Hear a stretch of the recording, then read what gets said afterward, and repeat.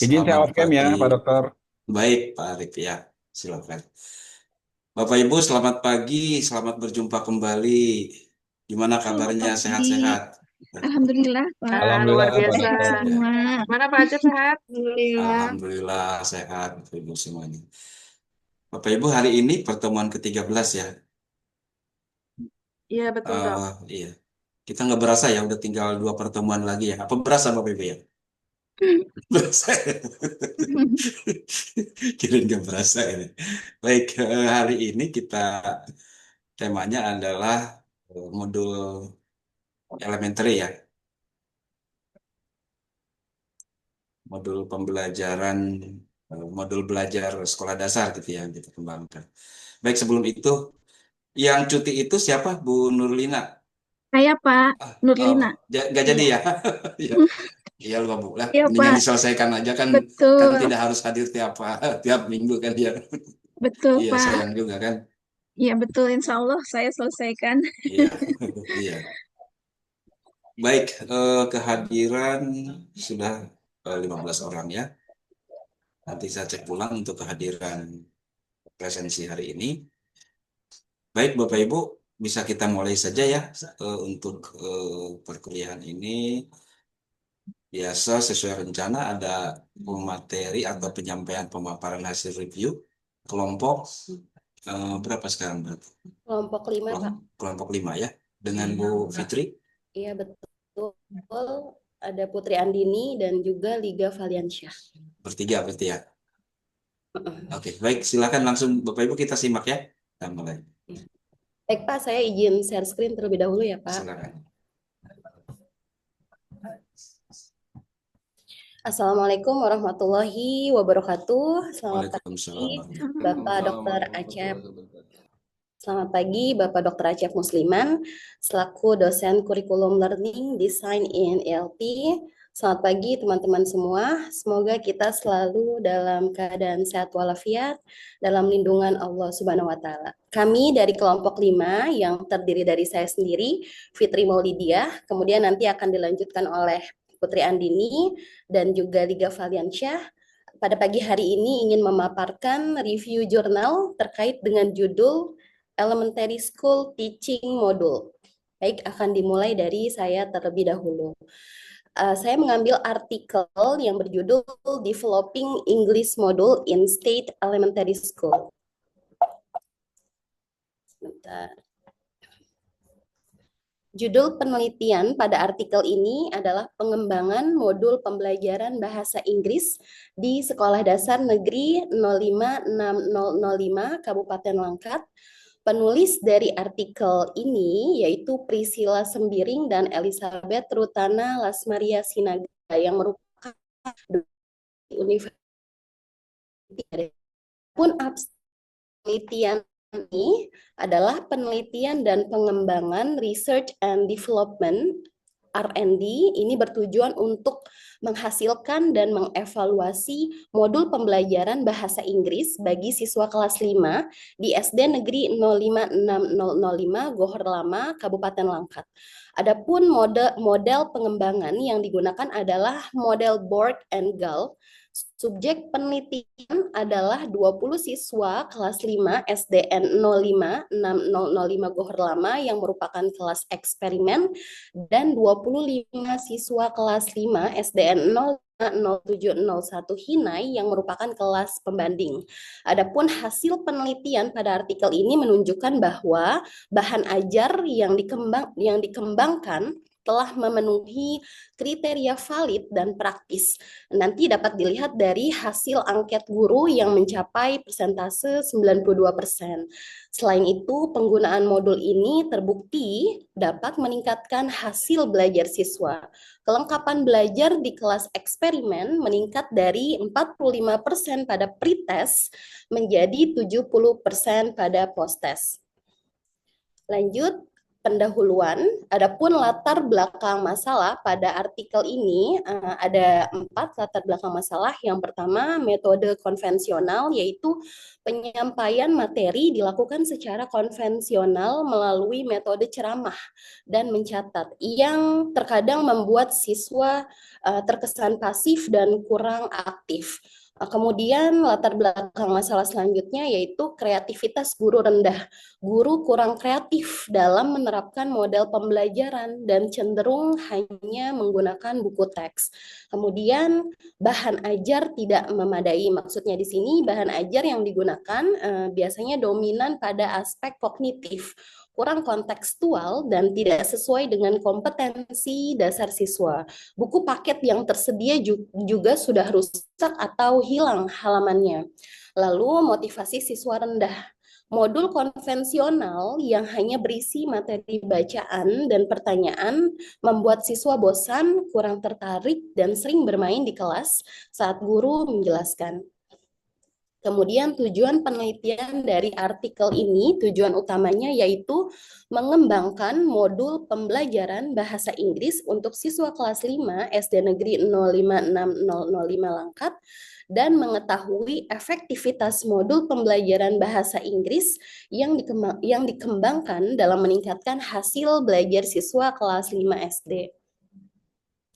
Metode penelitian. Adapun jenis penelitian dan model pengembangan pada penelitian kali ini dikategorikan sebagai jenis penelitian dan pengembangan research and development atau R&D. Penelitian pengembangan berorientasi pada pengembangan produk yang prosesnya nanti digambarkan selengkap mungkin dan produk akhirnya akan dievaluasi.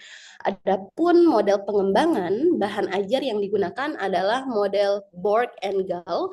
Ada 10 langkah model ini yang dikemukakan oleh Borg and Gall, namun akan dikelompokkan menjadi 4 langkah utama. Langkah pertama, pendahuluan, introduction. Kedua, pengembangan, development. Ketiga, uji lapangan, field testing, dan diseminasi atau dissemination. Kemudian tempat dan subjek penelitian berlokasi di SDN 056005 Gohor Lama di tingkatan kelas 5 SD. Penelitian dilaksanakan dari April hingga Juli 2019. Adapun subjeknya terdiri dari 20 siswa di kelas eksperimen dan 25 siswa di kelas pembanding. Kemudian validasi dan pengujian produk. Fokus pengujian yaitu untuk memastikan kualitas keterbacaan, readability, dan efektivitas modul. Tahapan verifikasi terbagi menjadi 2, yaitu validasi ahli, yaitu analisis data untuk memastikan kriteria validasi terpenuhi, memandu revisi produk awal. Kemudian ada uji coba lapangan yang dilakukan bertahap, terbatas, dan operasional untuk menguji kelayakan dan keterbacaan pada subjek yang lebih besar. Kemudian metode pengumpulan data yang digunakan pada artikel ini terdiri dari 3 teknik utama. Yang pertama, kuesioner terbuka, yaitu mengumpulkan data kualitatif dari guru dan siswa untuk kebutuhan dan umpan balik. Kemudian wawancara untuk mendapatkan informasi mendalam, berisi ekspektasi, kesulitan belajar, kelebihan atau kekurangan modul.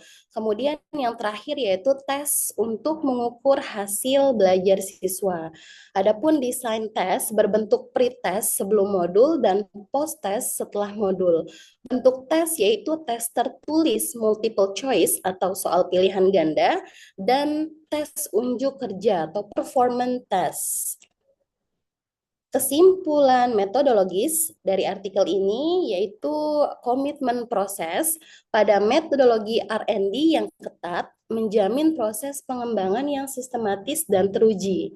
Hasil yang diharapkan, modul yang dihasilkan valid dan teruji secara empiris, siap menjadi solusi bahan ajar dan berpotensi meningkatkan hasil belajar bahasa Inggris siswa. Kita masuk ke bagian pembahasan. Diperoleh data validasi yang diperoleh dari para ahli dianalisis. Kemudian jika masih terdapat kriteria validasi yang belum terpenuhi, maka dilakukan revisi. Langkah berikutnya yaitu uji coba terbatas dengan memberikan bahan ajar berupa modul cetak kepada guru mitra, pengawas bahasa Inggris, teman sejawat, dan siswa. Kemudian uji coba lapangan dilakukan pada jumlah siswa yang lebih besar dengan tujuan untuk mengetahui apakah produk yang dihasilkan telah memenuhi kriteria keterbacaan. Kemudian, data uji coba dianalisis untuk mengetahui apakah produk masih perlu direvisi atau tidak. Selain prosedur di atas, pengumpulan data dalam penelitian ini juga dilakukan melalui desain post-test. Untuk mengetahui validitas modul pembelajaran, peneliti menggunakan tes hasil belajar dalam bentuk soal pilihan ganda dengan klasifikasi sebagai berikut. Tingkat pencapaian klasifikasi validitas 81,26% sampai 100% dinyatakan sangat valid. Kemudian 62,26% sampai 81,26% dinyatakan valid. 43,76% sampai 62,26% dinyatakan tidak valid. Dan 25% sampai 43,76% dinyatakan tidak layak. Analisis hasil belajar siswa menggunakan model pembelajaran. Menggunakan rumus N-gain. N-gain adalah normalisasi peningkatan gain yang diperoleh dari hasil pretest dan post-test. Perhitungan nilai rata-rata N-gain dilakukan untuk melihat peningkatan hasil belajar siswa. Pengukuran N-gain menggunakan rumus berikut. N-gain sama dengan S post-test dikurang S pretest per S maksimum dikurang S post-test. Adapun interpretasi nilai N-gain seperti di data G kurang dari 0,7 dinyatakan tinggi. G di mana G 0, G di mana G lebih dari 0,3 dan kurang dari 0,7 dinyatakan sedang. Lalu G kurang dari 0,3 dinyatakan rendah. Maka hasil penelitian yang diperoleh terdiri dari fokus dan temuan kualitatif awal. Tujuan ganda meningkatkan pembelajaran bahasa Inggris kelas 5 SD, mengetahui efektivitas modul tersebut. Adapun analisis kebutuhan atau kualitatifnya yaitu kelemahan modul konvensional, modul yang hanya berisi materi bacaan dan pertanyaan kurang menarik dan tidak sesuai dengan pengalaman atau kebutuhan siswa. Dampaknya siswa bosan, sering bermain di kelas dan kurang aktif dalam diskusi atau kegiatan sosial. Adapun solusi produknya yaitu modul baru akan dikembangkan dengan menerapkan permainan atau games dan lagu untuk mendukung pemahaman dan meningkatkan hasil belajar. Lalu hasil penelitian diperoleh melalui 3 langkah awal. Yang pertama, pengumpulan informasi berisi studi literatur dan kerangka penelitian dilakukan. Kemudian pengamatan menunjukkan kelemahan modul konvensional. Langkah kedua, melalui perencanaan, peninjauan standar isi, kompetensi inti, dan kompetensi dasar untuk menentukan materi. Pembuatan instrumen penelitian seperti lembar validasi, observasi, kuesioner, guru atau siswa. Kemudian di langkah terakhir yaitu pengembangan produk awal melalui 3 cara, yaitu storyboard dibuat untuk memudahkan penataan media dan alur modul, layout dibuat dengan memperhatikan aspek warna dan komposisi dari modul yang sudah dikembangkan, kemudian isinya modul diisi materi bahasa Inggris, dilengkapi juga dengan ilustrasi, gambar, permainan, dan lagu. Adapun hasil uji validitas dan kepraktisan kuantitatif modul yang telah dikembangkan oleh peneliti yang merupakan dosen juga dinyatakan valid dan praktis berdasarkan hasil penilaian validator dan guru. Adapun di sini pihak validator atau pengujinya terdiri dari pakar konten, pakar desain, pakar bahasa linguis, dan kepraktisan, yaitu guru. Skor awal dari pakar konten dari 45%, lalu 79% skor setelah direvisi dengan status finalnya valid. Kemudian dari pakar desain dengan skor awal 60%, lalu setelah direvisi menjadi 80% dan mendapatkan status final valid. Pakar bahasa linguis dengan skor awal 40% dan 84% skor setelah direvisi, kemudian status finalnya adalah sangat valid. Kemudian dari pihak kepraktisan atau guru memperoleh skor awal 50%, lalu setelah direvisi menjadi 92% dengan status finalnya sangat praktis. Maka kesimpulan validasinya adalah terdapat peningkatan signifikan skor validasi dari tahap awal ke tahap revisi. Status kelayakan modul yang telah dikembangkan oleh peneliti dinyatakan valid dan praktis untuk digunakan dalam proses pembelajaran. Baik, di kesimpulan terakhir, modul pembelajaran bahasa Inggris yang dikembangkan menggunakan model R&D Board and GAL dinyatakan layak dan efektif untuk meningkatkan hasil belajar siswa. Kelayakan produk atau validitas dan kepraktisan terdiri dari valid dan praktis.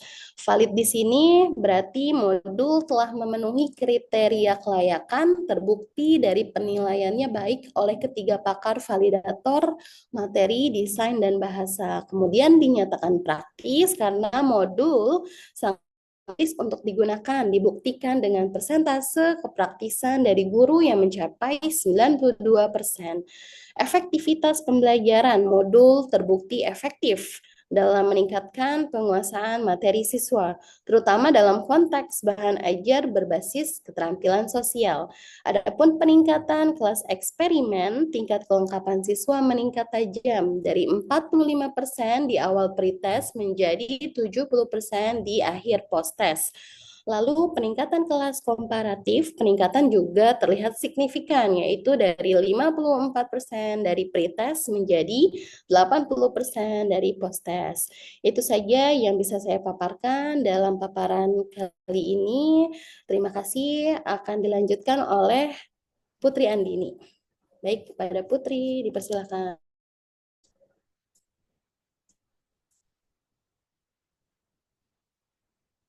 Oke, baik. Terima kasih, Miss Fitri. Oke, hari ini saya akan memaparkan hasil dari review jurnal yang berjudul Development of English Language Learning Module untuk kelas 6 SD yang berdasarkan dari kurikulum Merdeka.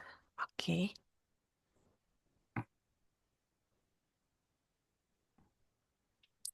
Oke, next slide, please.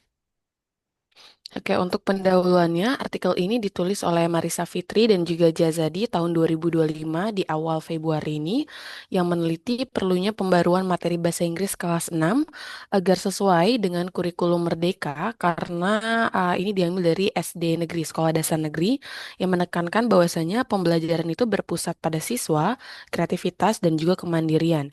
Banyak juga modul yang ada masih menggunakan pendekatan tradisional sehingga tidak selaras dengan tujuan kurikulum. Penelitian ini juga mengembangkan modul baru yaitu berbasis konstruktivisme dan juga communicative language teaching, serta juga memanfaatkan sumber digital untuk meningkatkan keterlibatan siswa. Kemudian dari artikel ini juga bertujuan untuk memperbaiki kualitas pembelajaran bahasa Inggris di sekolah dasar dan mendukung inovasi kurikulum yang ada di Indonesia ini. Oke, please next slide. Sebentar, Miss. Oke. Sebentar. Oke, selanjutnya adalah metodologi. Ya, jenis penelitian ini adalah termasuknya R&D, yaitu Research and also Development dengan model EDDI. Partisipannya ada satu guru bahasa Inggris dan 15 siswa kelas 6, rentan usia 11 sampai 12 tahun di SD Selang, Sumbawa, yang dipilih melalui purposive sampling.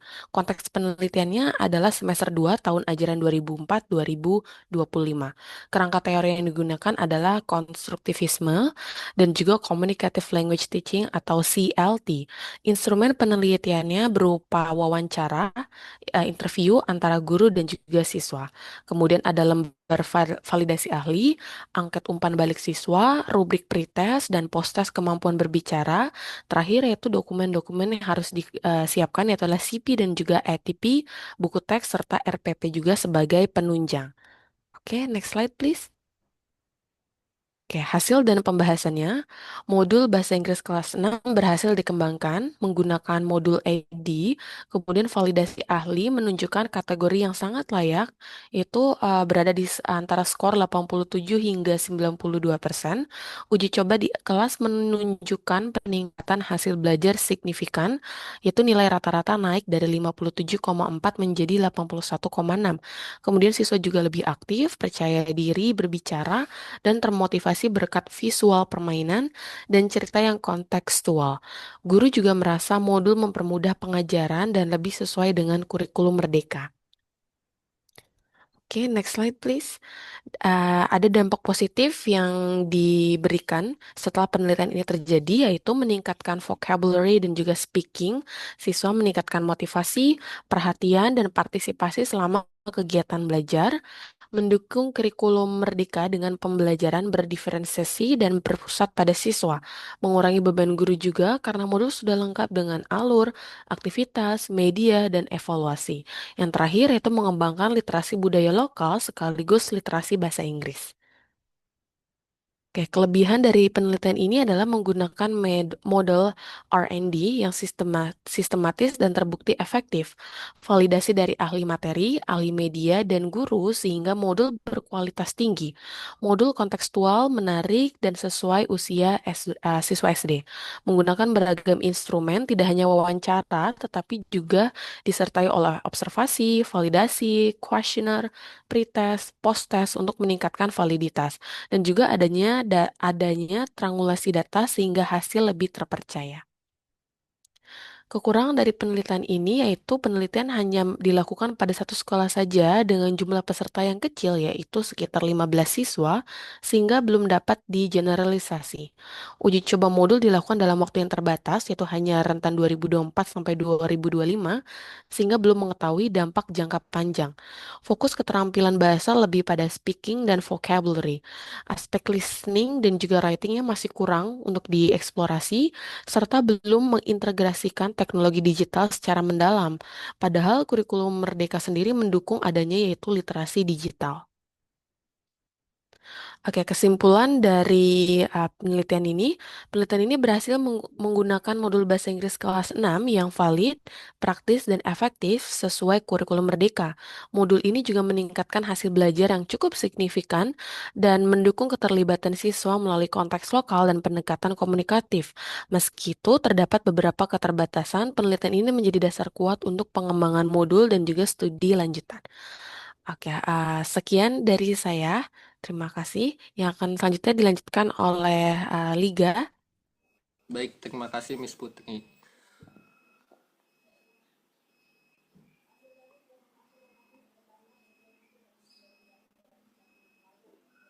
Baik, Assalamualaikum warahmatullahi wabarakatuh.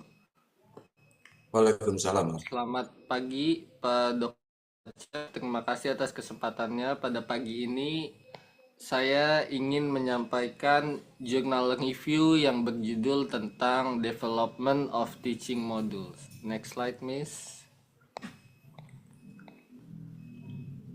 Nah, jurnal ini berjudul Development of Teaching Module Based on Local Wisdom in Learning Literature Writing for Students in Elementary School Teacher Education Program.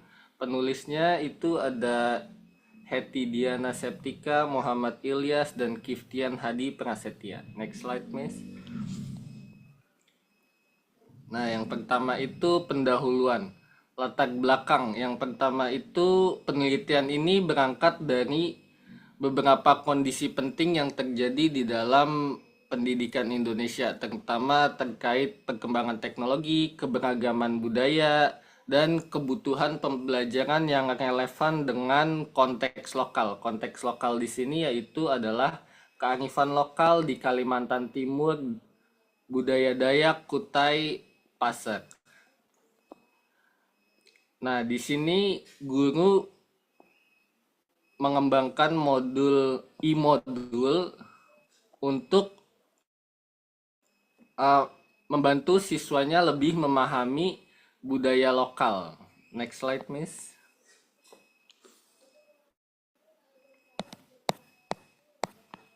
Nah, metodologi yang digunakan yaitu adalah R&D dengan menggunakan model ADDIE atau Analysis, Design, Development, Implementation, dan Evaluation. Nah, yang pertama itu dilakukan adalah analisis.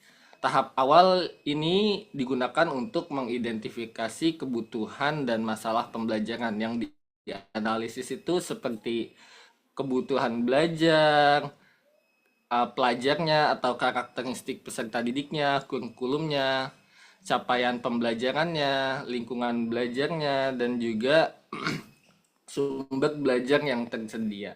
Yang kedua itu desain atau perancangan.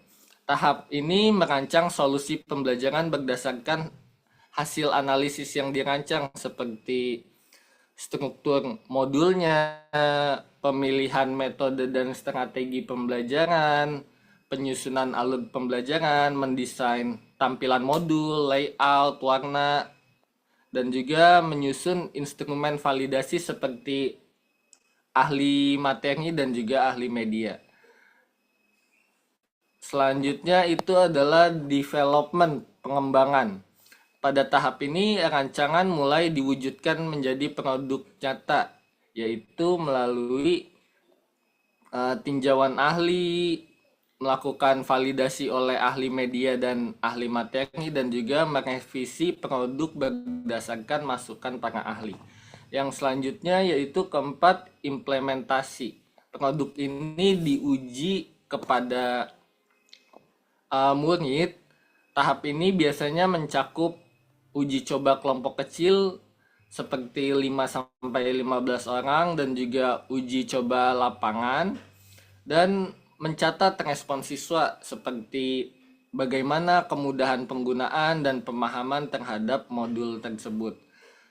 Dan yang terakhir adalah evaluasi. Evaluasi ini menilai keberhasilan produk dan proses pengembangannya, terdiri dari dua jenis yaitu formatif dan juga sumatif. Formatif itu dilakukan pada setiap tahap dan sumatif itu dilakukan setelah produk final. Next slide, Miss. Nah, hasil penelitian ini menghasilkan sebuah e-modul berbasis kearifan lokal bernama e-Disa, e-modul pendidikan sastra di SD, yang dirancang untuk membantu mahasiswa PGSD dalam pembelajaran menulis sastra. Hasil penelitian mencakup kevalidan, kepraktisan, dan keefektifan e-modul.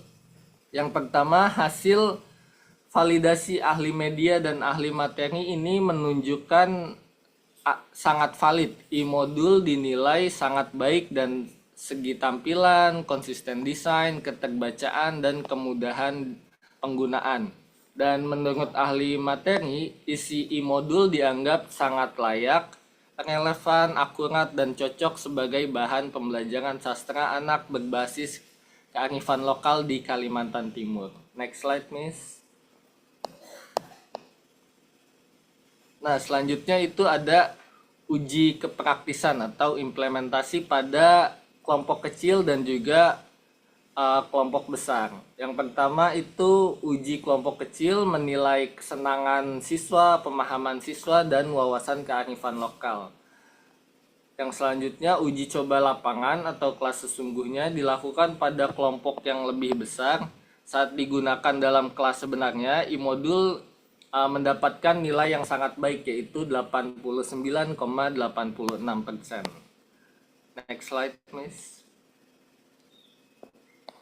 Nah, yang terakhir ini dampak penggunaan e-modul. Penelitian ini menunjukkan adanya peningkatan signifikan pada kemampuan menulis sastra mahasiswa setelah menggunakan e-modul. Nilai rata-rata yang tadinya pre-test 70,12 setelah post-test setelah menggunakan e-modul menjadi 89,61. Interpretasinya yaitu terdapat kenaikan yang menunjukkan bahwa e-modul ini efektif dalam meningkatkan kemampuan mahasiswa dalam menulis cerita sastra berbasis kearifan lokal. Next slide, Miss. Baik, yang terakhir itu kesimpulan. Penelitian ini menyimpulkan bahwa e-modul berbasis kearifan lokal Kalimantan Timur yang dikembangkan untuk pembelajaran menulis sastra pada mahasiswa PGSD terbukti valid, praktis, dan efektif digunakan sebagai bahan ajar. Kevalidannya yaitu menunjukkan persentase sangat tinggi, sekitar 91-98%, sehingga e-modul dinilai sangat valid baik dari segi isi materi, tampilan, maupun kelayakan teknis. Yang kedua itu kepraktisan. Pada uji kelompok kecil dan uji lapangan, e-modul mendapatkan nilai 89,86% sampai 96,54%. Sehingga dinyatakan sangat praktis karena mudah digunakan, menarik, dan membantu pemahaman mahasiswa. Yang ketiga, keefektifan. Terdapat peningkatan hasil belajar mahasiswa di mana nilai pre-test 70,12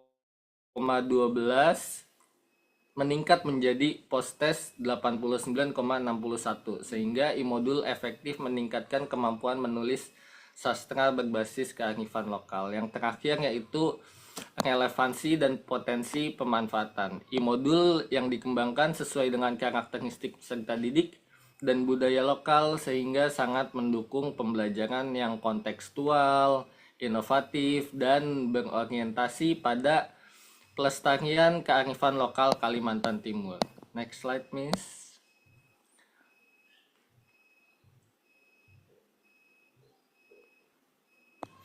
Baik, mungkin itu saja dari kelompok kami. Jika ada kekurangan, mohon dibukakan pintu maaf yang sebesar-besarnya. Terima kasih atas perhatiannya. Wassalamualaikum warahmatullahi wabarakatuh. Waalaikumsalam.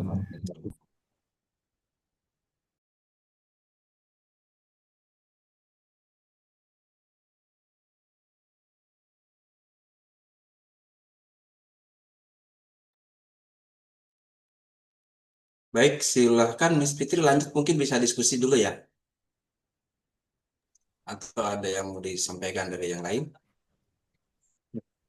Mungkin untuk kelompok yang sedang presentasi tanya dulu ya. Silakan nanti disampaikan jawabannya. Pertanyaannya sederhana aja. Modul ideal yang untuk pembelajaran atau modul pembelajaran bahasa itu yang paling ideal seperti apa? Kemudian kan dari teman-teman guru itu kadang-kadang rancu istilah dari rangkuman, kemudian modul, kemudian lembar kerja. Ini tolong bisa dijelaskan sehingga pemahaman untuk saya pribadi dan untuk guru-guru di tempat saya itu lebih paham gitu, mengenai karena ini topik yang menarik menurut modul. Terima kasih. Assalamualaikum warahmatullahi wabarakatuh. Waalaikumsalam warahmatullahi wabarakatuh. Pak Tuhu izin menjawab.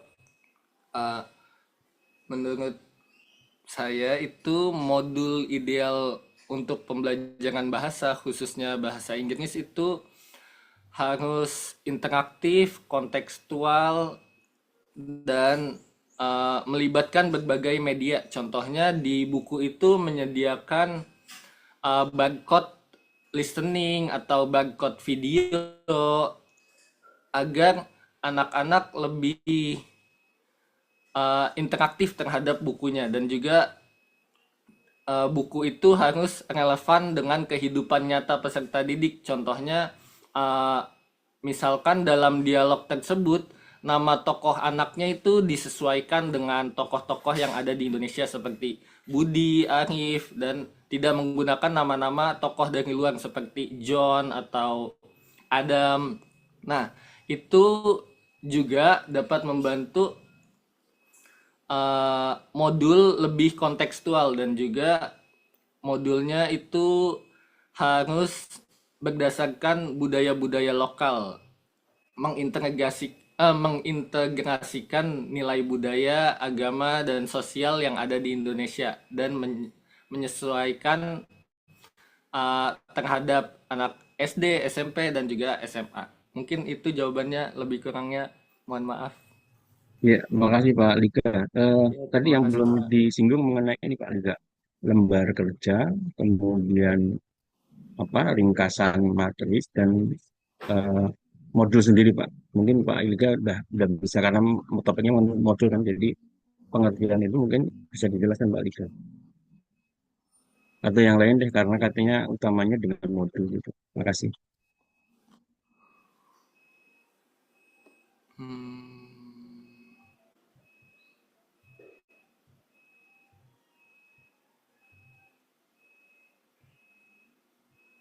lembar kerja. Baik, coba saya tambahkan ya diskusi ini. Terima kasih tentunya Kepala Kelompok 5 tadi sudah menyampaikan pemaparan hasil review jurnalnya. Ada 3 artikel tadi ya. 3 artikel yang perlu saya garis bawahi adalah ketiganya memang model pengembangan gitu ya. Model pengembangan modul. Ada yang menggunakan metode dari Bob Engel, kemudian yang kedua adalah ADDIE gitu ya. Nah, pada prinsipnya adalah dari hasil kajian tadi menunjukkan bahwa ada peningkatan gitu ya, ada peningkatan atau ada pembelajaran yang lebih efektif dari hasil belajar peserta didik yang diterapkan di sekolah dasar. Nah, saya disclaimer dulu nih terkait dengan modul nih Pak Tuhu ya. Sekarang itu ada istilah modul ajar. Modul ajar itu adalah kalau dulu RPP gitu ya. Kalau dulu Iya, kalau kita betul. bicara modul itu adalah bahan ajar kan ya. Kalau dulu itu kalau bicara modul, sebelum kita mengenal modul ajar sebagai RPP gitu ya, rencana gitu ya. Waktu itu modul itu adalah semacam eh, apa namanya, bahan ajar yang lebih praktis, yang lebih fokus pada materi atau konsep yang sedang dipelajari kan gitu ya. Itu modul dulu seperti itu. Hanya beberapa rangkuman isi, kemudian ada latihan dan ada contoh-contoh praktisnya gitu. Gitu. Dijelaskan seperti itu. Nah, kalau di sini kita bicara modul ajar merupakan program pembelajaran atau rencana pembelajaran yang di dalamnya mengandung tujuan, kemudian apa namanya metode dan juga evaluasinya gitu ya, lengkap gitu seperti itu. Nah, nyambung dengan apa yang disampaikan atau yang dipertanyakan oleh Pak Tuhu, ringkasan itu seperti apa, modul itu seperti apa, dan lembar kerja itu seperti apa gitu ya. Nah, tentunya di sini kalau ringkasan adalah semacam catatan khusus terkait dengan konsep yang sedang dipelajari gitu ya, poin-poin penting. Jadi elemen-elemen kunci gitu ya dari materi yang sedang dipelajari itu adalah ringkasannya. Kemudian kalau modul adalah modul ajar gitu ya. Ah, kita kita sepakati seperti itu. Modul ajar adalah RPP yang mengandung komponen-komponen pembelajaran tadi gitu. Nah, sedangkan lembar kerja adalah salah satu panduan siswa untuk bisa melaksanakan pembelajaran sesuai dengan rencana, di mana di situ ada ringkasan, kemudian ada langkah kerja proses pembelajaran sampai dengan latihan gitu ya, atau sebagai evaluasi formatifnya di situ seperti itu. Lalu bagaimana membuat modul atau LKPD pembelajaran yang cocok atau yang dapat meningkatkan khususnya dalam kemampuan bahasa. Mungkin saya membandingkan begini Pak Tuh. Kalau di sains itu kan mengutamakan pada keterampilan proses sains, mulai dari mengamati, kemudian menduga gitu ya, atau hipotesis, kemudian merencanakan pembuktian atau praktikum, sampai dengan melaksanakan eksperimen, mendapatkan data dan menganalisis data. Nah, tentunya kalau dari sisi bahasa, kembali ke 4 komponen keterampilan bahasa itu ya, mengarah pada kemampuan menulis, kemampuan membaca, kemudian mendengarkan gitu, dan juga berbicara, kan begitu. Sehingga arahnya dari modul tersebut itu mengarah pada penekanan keempat keterampilan itu. Jadi seperti itu gitu ya. Jadi bagaimana kita merancang, ya, mendesain modul itu supaya dapat meningkatkan keempat keterampilan bahasa dari peserta didik itu. Kalau secara metode, tahapannya tadi sudah jelas gitu ya. Mulai dari analisis, desain, develop, implementasi, sampai dengan evaluasi kalau menggunakan ADDIE. Nah, tentunya pada saat analisis awal adalah melihat kondisi gitu kan. Melihat kondisi eh, peserta didik, kemudian konsepnya apa yang mau disampaikan gitu ya. Ada permasalahan apa gitu. Di itu tahap analisis sampai dengan kebutuhan apa yang untuk di program itu. Nah, dari hasil analisis ini mengarah pada pendesainan. Desain pembelajarannya harus seperti apa, gitu kan? Misalkan kita sedang mengembangkan modul nih. Nah, tentunya yang cocok untuk kondisi dari hasil analisis tadi itu menggunakan pendekatan apa? Menggunakan metode pembelajarannya harus seperti apa gitu ya. Apakah cukup dengan berbicara ceramah, atau dengan diskusi, atau dengan praktek gitu ya. Itu dalam pendesainan sampai dengan kita kembangkan bahan ajarnya gitu kan. Bahan ajar seperti apa yang bisa mendukung dari seluruh desain tadi. Nah, baru diuji coba kan begitu. Itu seperti tahapan-tahapan pengembangan ya.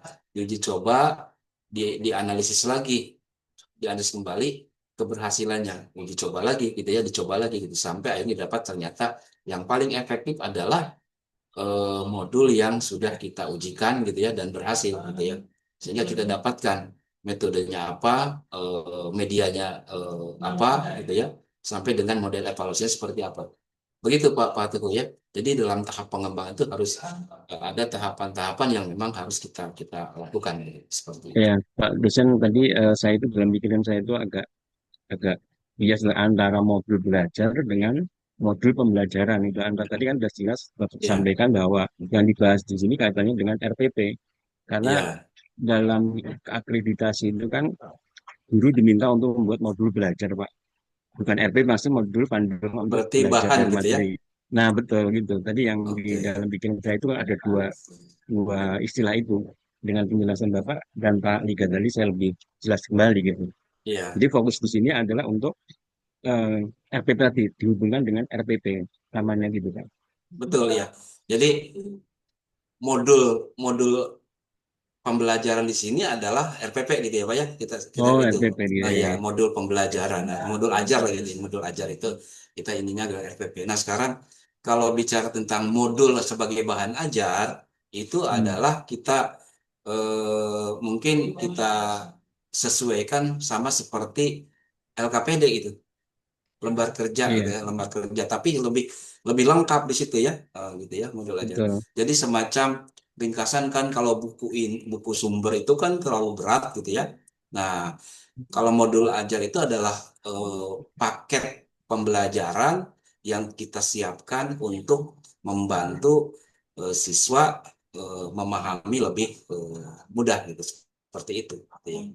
Jadi begitu. Ya, terima kasih Pak dosen sudah Ya. jelas Atau ada penjelasannya. istilah Terima lain nggak kasih. sekarang yang terbaru nih? tentang Eh, RPP itu? Masih tetap modul ajar ya?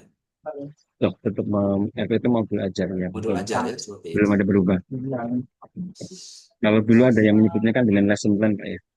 Nah, ya Rencana lesson plan, pembelajaran lesson betul. plan itu. Rencana pembelajaran, lesson plan. Istilah-istilah saja sekarang Betul. berubah-berubah ya Betul. gitu ya. Seperti itu. Makasih Pak Dusun, Pak Niko, makasih. Silakan lanjut. Sama-sama Pak Tuhu. Lanjut silakan. Ada lagi.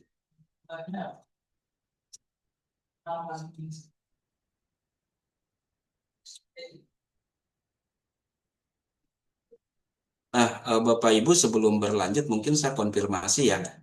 Saya ingin bahwa untuk ini kan kita tinggal berapa kali pertemuan? 2 ya. Minggu depan masih online, kemudian minggu berikutnya offline ya. Kita bertemu ya, Bapak Ibu ya. Ya, betul. Nah, saya ingin untuk UAS gitu ya, untuk UAS betul memang dikoordinasi dari koordinator mata kuliah. Cuman saya ingin supaya ada hasil gitu ya. UAS itu saya tidak ingin dalam bentuk soal lah gitu ya. Nah, mungkin Bapak Ibu bisa siapkan dari sekarang nih, gitu ya. Sepakat nggak nih kalau kalau misalnya kita buat modul ajar aja gitu ya. Dari 20 ini ada yang bukan di bidang pendidikan atau bukan guru? Ada? Ada Ada tidak Pak, Bapak Ibu? saya Oh, ya. Miss Dwi ini ya. Di bidang apa? kebetulan saya belum mengajar sih Pak. Oh, tapi fokus ke pendidikan bisa ya. Maksudnya begini, saya ingin Insya Allah sebagai bisa Pak. sebagai sebagai UAS itu adalah Iya. kita membuat modul ajar gitu ya. Ah, sehingga nanti bisa bermanfaat juga bisa digunakan. Nah, modul ajarnya itu adalah digunakan untuk semester depan untuk Bapak Ibu gitu ya. Misalkan eh, Miss Putri ini ngajar di level apa? SMK, Pak. SMK ya. Nah, Kelas 12. coba. Nah, coba buat modul ajar yang akan disampaikan di semester depan, gitu ya. Cuman kalau memang sudah ada gitu kan, saya ingin ada beda gitu ya. Kan ada sistematikanya sudah ada kan yang sekarang ya, modul ajar yang sekarang itu kan. Mapnya sudah ada. Betul. Ya. Nah, saya Sudah, ingin Pak. fokus pada prosesnya gitu ya. Fokus pada prosesnya. Nah, prosesnya itu yang membedakan apa? Berdasarkan hasil analisis awal dari kondisi siswa ya gitu ya, analisis awal peserta didik di sini kan sudah bisa kita lihat ya, selama 1 semester ini kita sudah mengenal kelasnya gitu ya, sehingga modul yang akan dikembangkan oleh Bapak Ibu itu adalah yang cocok seperti apa. Jadi pada prosesnya, jadi silakan nanti buat rencananya seperti apa, mau mengajarkan bagaimana gitu pada siswa ini. Untuk materi silakan ambil satu satu konsep aja, satu satu tema ya, atau satu TP apa namanya itu ya. 1 KD Sa- ya, Pak ya. Satu KD mungkin ya, KD ya kalau kompetensi dasar. Kalau sekarang KD lagi sekarang TP. ya. Kalau itu CP Sekarang ya. TP. CP, TP CP ya, kalau TP. nggak salah Pak. CPTP, Iya, Pak. Hmm. Ya, CP, CP, capaian TP. pembelajaran. Iya, capaian Iya. pembelajaran. Kalau Pak Tuhu mungkin kepala sekolah atau mau mengembangkan apa Pak? Saya kan pernah mengajar juga di SMP Mengejar. SMA Pak Dusun. Jadi nanti mungkin saya akan ambil RPP juga Oke, di tingkat SMP saja Pak, karena saya iya, sekarang iya. fokusnya di SMP. Oke, baik. Oke. Jadi kita sepakat begitu. Jadi Bapak Ibu sudah bisa membuat dari sekarang nih. Kita rencanakan gitu ya. Sehingga nanti pas UAS itu langsung upload saja. Nggak usah lihat lagi soalnya. Begitu ya. Langsung langsung upload yang sudah Bapak Ibu buat langsung kirim. Kira-kira jelas nggak Bapak Ibu seperti ini? Jelas Pak Ya, Dusun. karena saya Jelas ingin Pak. ada satu produk kita ada hasil gitu ya. Tidak. Kalau untuk menguji dengan soal gitu kan hanya saya ingat hafalan gitu ya. Kalau hafalan gitu kayaknya kurang bermakna lah gitu ya seperti itu. Boleh pertanyaan, Pak? Silakan Bu Nurlina. Eh, jadi nanti di modul ajarnya itu kita kan kalau ngikut kurmer itu kan ada asesmen diagnostik dulu ya, Pak ya. Betul, ya. Nah, kita dijelaskan hasil dari hasil asesmennya nanti kan kita akan mengelompokkan siswa berdasarkan hasil itu kan ya Pak ya. Berarti kalau Ibu nanti pakainya model atau strategi pembelajaran berdiferensiasi ya? Mohon Ah, diferensiasi iya. Pak. Iya, iya. Silakan model seperti berarti khasnya dari yang Ibu kembangkan adalah itu gitu. Apa-apa Baik, gitu ya. baik, Saya ingin mencermatinya pada prosesnya itu. baik Pak. Kalau pada sistematikanya kan pasti akan ada kesamaan ya. Begitu. Iya betul. Iya, Baik, terima kasih Pak Acep. baik, Des. Ada lagi Bapak Ibu? Kalau tidak ada, materi kan sudah saya kirim ya Bapak Ibu ya. Untuk yang modul ajar elementary school teaching modul gitu ya. Ada sistematikanya atau komponennya ya.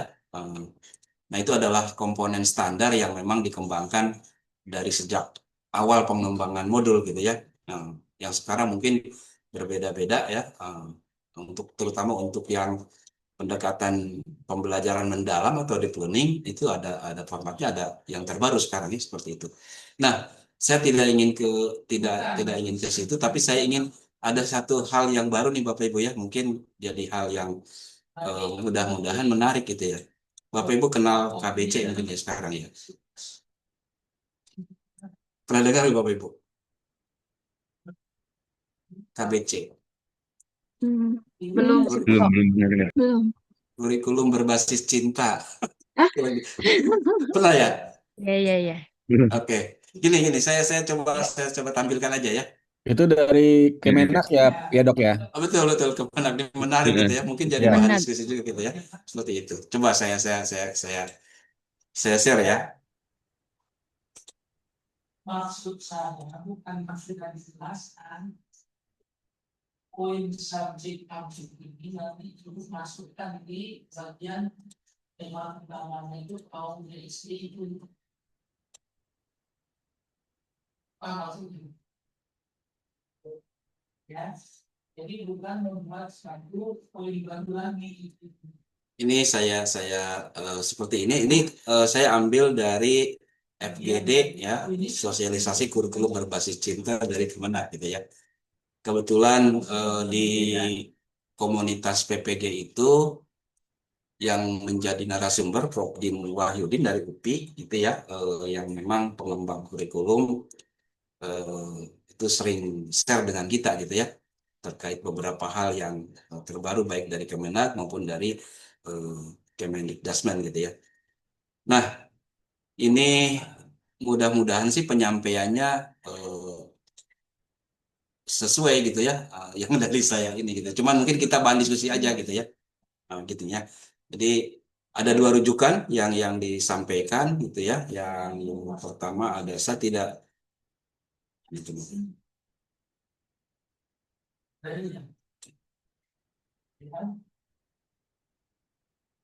Kelihatan kan begini Bapak Ibu ya? Kelihatan Pak. Oke ya, jadi yang pertama adalah rujukan yang pertama dari Menteri Agamanya sendiri ya terkait dengan kurikulum berbasis cinta gitu ya, mengharusutamakan bagaimana cinta itu menjadi spirit dalam dunia pendidikan di Indonesia ya, kan dalam hal arti yang makna yang khusus gitu ya, bagaimana cinta itu memberikan dorongan, memberikan suasana atau memberikan suatu kondisi dalam dunia pendidikan yang lebih menarik gitu ya. Nah, ini bukan sekedar sebagai perangkat ajar gitu ya, melainkan lebih mendasar lagi sebagai filosofi hidup yang menempatkan cinta kepada Tuhan, kepada ilmu, kepada lingkungan, diri, dan sesama manusia, serta tanah air sebagai fondasi utama dalam pendidikan. Nah, dalam hal ini tentunya secara filosofi ada satu kekuatan mungkin ya, biasanya kalau dengan pendekatan cinta itu kan kekuatan untuk seseorang itu melakukan sesuatu kan begitu. Mungkin ketika kekuatan cinta itu kepada Tuhan, maka dia ketaatan kepada Tuhannya akan lebih tinggi itu seperti itu. Begitupun cintanya kepada ilmu. lingkungan, bahkan terhadap diri sendiri seperti itu. Sehingga inilah yang menjadi spirit gitu ya, sebagai filosofinya, cinta itu akan memperkuat seseorang untuk melakukan sesuatu seperti itu. Lalu yang kedua dari UNESCO nih ya, jadi kasih sayang ini memelihara dan memperkaya apa yang terbaik dalam diri kita, sehingga dunia pendidikan dapat berperan penting dalam mewujudkan masyarakat yang penuh cinta, keadilan, dan kegembiraan. Jadi di situ ya, jadi ada semacam sebuah pandangan bahwa hal yang terbaik dalam diri itu adalah sebuah perasaan yang menumbuhkan kasih sayang gitu ya, kasih sayang terhadap sesuatu gitu, seperti itu. Nah ini, jadi dua hal yang menginspirasi menjadikan salah satu bentuk dari kurikulum gitu ya, berbasis cinta tadi seperti itu. Nah, lalu ini ya, ada 4 hal ya, 4 hal yang menjadi basis tadi gitu ya, kurikulum berbasis cinta itu KBC gitu ya. Nah, kalau KBC kurikulum berbasis cinta, kalau IBC ikan bakar Cianjur Bapak Ibu ya. Oke. Baik. Nah, yang pertama ada cinta kepada Tuhan, gimana ya, hablum minallah gitu ya, menanamkan cinta kepada Tuhan bagaimana pondasi utama dalam kehidupan spiritual dan sosial siswa. Jadi hubungan ya, hubungan yang secara vertikal gitu ya, bagaimana seseorang itu eh, sebagai seorang hamba, sikapnya terhadap Tuhan. Gitu. Lalu cinta kepada sesama berarti ini adalah hablum minanas ya, lebih pada hal yang horizontal, di mana mengajarkan cinta yang melampaui batas agama, suku, dan status sosial, empati, dan juga persaudaraan. Ini adalah sesama gitu ya. Lalu hablun bi'ah, peduli lingkungan, ya, mengajarkan mencintai lingkungan adalah bagian dari ibadah menjaga kelestarian alam, tanggung jawab moral. Seperti juga yang kejadian sekarang Bapak Ibu ya, di Aceh gitu ya, Sumatera Utara, Sumatera Barat, itu kan dampak dari bagaimana kepedulian kita terhadap alam gitu ya. Kalau kita menyayangi apa yang ada di bumi, maka yang di langit akan sayang. Nah, sekarang apa perlakuan kita terhadap lingkungan gitu ya, seperti itu. Sehingga itulah terjadi gitu begitu ya. Mungkin ini yang butuh penyadaran seperti itu. Lalu cinta kepada bangsa. Nah ini menanamkan rasa cinta terhadap tanah air dan kewajiban membela dan membangun negara, gitu ya seperti itu. Kemudian dari keempat ini dicoba digali gitu ya, menumbuh kembangkan cinta dan kasih sayang ya. Cinta bukan sekedar emosi, tapi juga adalah sikap eh, yang diwujudkan melalui tindakan menghormati perbedaan, merangkul keberagaman, dan menjunjung tinggi nilai-nilai kemanusiaan. Dan cinta yang inklusif dan universal, cinta kepada Tuhan, sesama manusia, dan alam semesta. Lalu yang berikutnya adalah pengembangan holistik dan berkelanjutan. Jadi KBC ini mengintegrasikan aspek spiritual, intelektual, emosional dalam proses pembelajaran. Nah, ini yang akan memperkuat bagaimana pembelajaran itu menjadi lebih bermakna gitu. Sekolah atau madrasah menjadi persemaian yang subur untuk lahirnya generasi muda. Tidak hanya lahir, tapi bagaimana generasi muda yang lahir dengan kekuatan yang dan potensi gitu ya. Lalu yang ketiga adalah memuliakan dan mencerdaskan lahir batin. KBC ini fokus untuk memuliakan siswa atau murid melalui pembelajaran yang bercirikan cinta kasih dengan penciptaan suasana belajar yang bermakna, berkesadaran, dan menyenangkan secara holistik dan terpadu. Nah, mungkin di sini perlu buat kita gitu ya, sebagai orang pendidik, hal yang paling penting adalah bagaimana membangun suasana pembelajaran itu menjadi suasana yang bermakna dulu gitu ya. Kadang tidak ujuk-ujuk gitu kan. Begitu masuk kelas langsung suasana tegang karena sudah diberikan tugas macam-macam gitu kan, gitu, seperti itu. Tapi bagaimana bisa kita menyapa peserta didik, kemudian bisa mungkin mengawalinya dengan suasana yang lebih akrab gitu ya, seperti itu.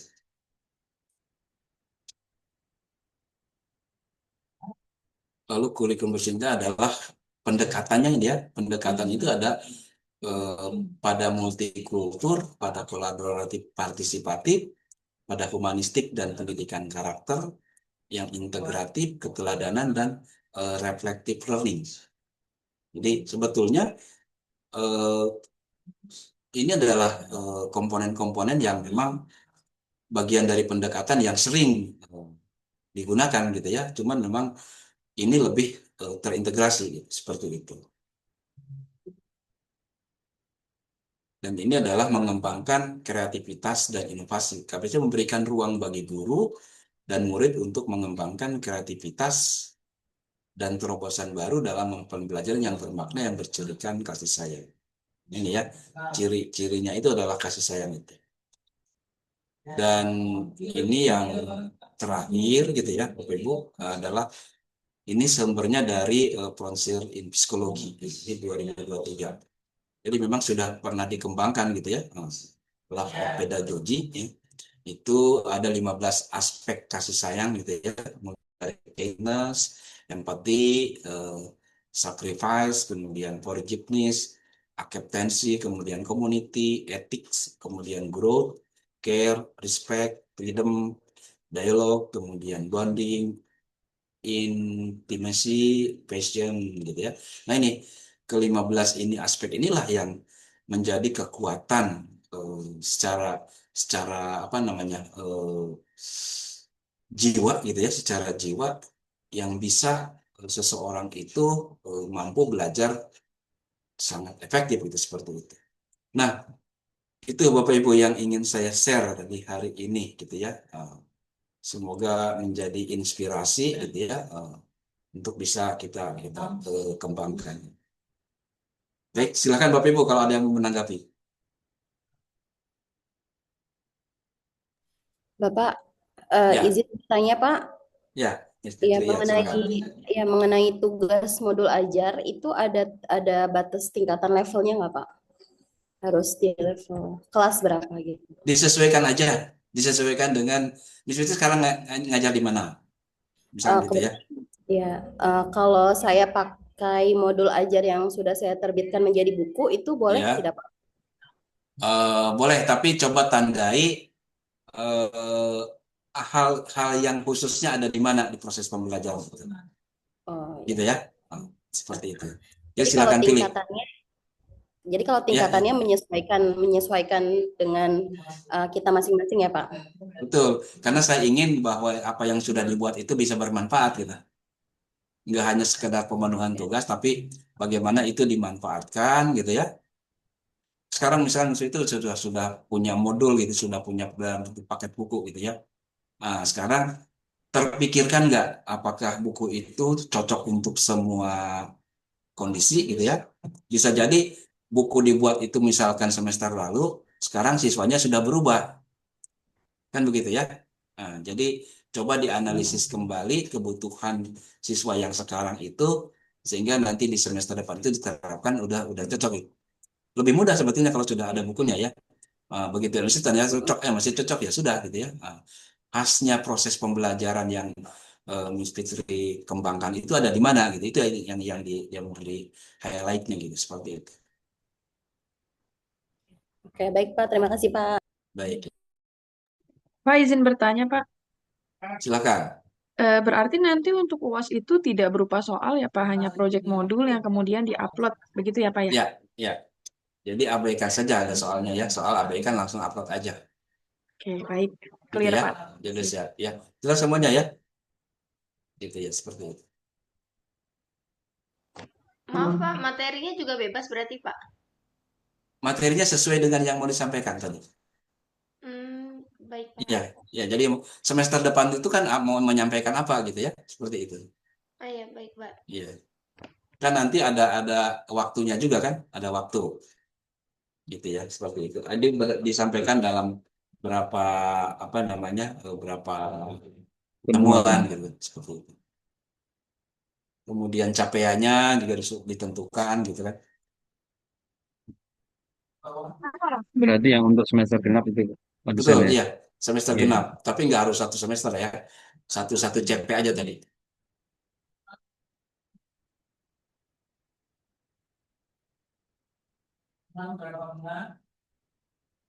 Jadi masing-masing bisa beda kan ya. Nah,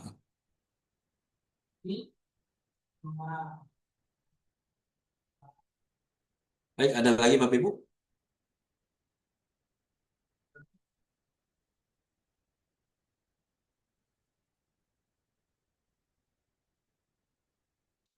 Miss Dwi ini tadi gimana jadinya mau buat apa nih?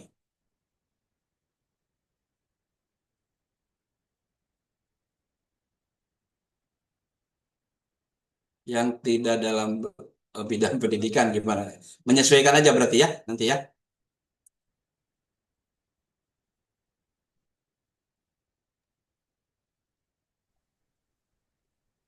Ada lagi Bapak Ibu?